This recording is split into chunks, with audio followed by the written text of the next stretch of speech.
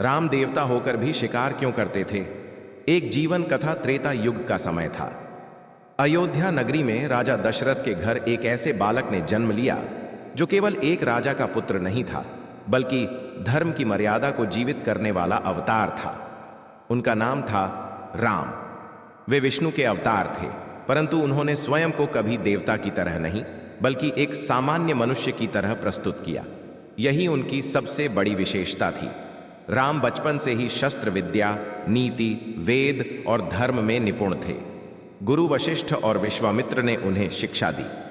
जब आर्षि विश्वामित्र राम और लक्ष्मण को अपने साथ वन ले गए, तब पहली बार राम ने जाना कि वन जीवन कितना कठिन होता है। वहां आर्षि मुनि तपस्या करते थे, लेकिन राक्षस और हिंसक पशु उनकी साधना भंग करते थे। वन और शिकार का वास्तविक अर्थ आज के समय में शिकार शब्द सुनते ही क्रूरता का भाव आता है, लेकिन उस युग में शिकार का अर्थ अलग था। उस समय न बाजार थे, न खेती, हर जगह संभव थी न आधुनिक सुरक्षा साधन वन में रहने के लिए। भोजन की व्यवस्था, हिंसक पशुओं से रक्षा, आश्रमों की सुरक्षा आवश्यक थी। शिकार जीवन रक्षा का साधन था, न कि मनोरंजन। राम का क्षत्रिय धर्म, राम एक राजा थे और क्षत्रिय भी। क्षत्रिय का धर्म था प्रजा की रक्षा, ऋषियों की सुरक्षा, अधर्म और हिंसा का नाश। जब राम वनवास गए, तब वे केवल वन में रहने नहीं गए थे, बल्कि आर्षि मुनियों की रक्षा करने, राक्षसों के अत्याचार से वन को मुक्त कराने गए थे। वनवास के समय अर्षियों ने राम से कहा, हे राम, हम तपस्या करते हैं, पर राक्षस और हिंसक पशु हमें सताते हैं। आप ही हमारी रक्षा कर सकते हैं। राम ने इसे अपना धर्म माना।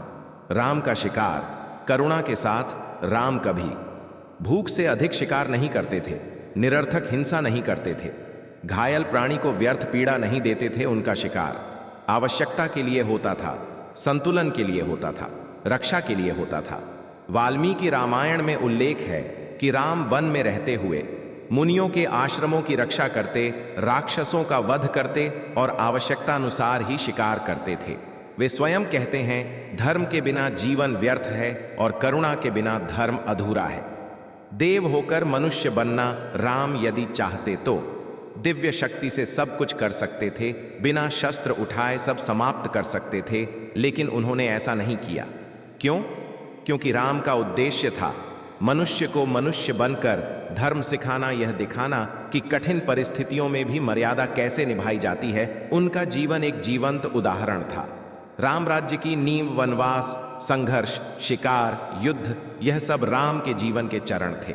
जब वे राजा बने, तब अन्याय नहीं था, भय नहीं था, हिंसा नहीं थी, क्योंकि उन्होंने जीवन के हर पहलू को समझकर धर्म की स्थापना की थी।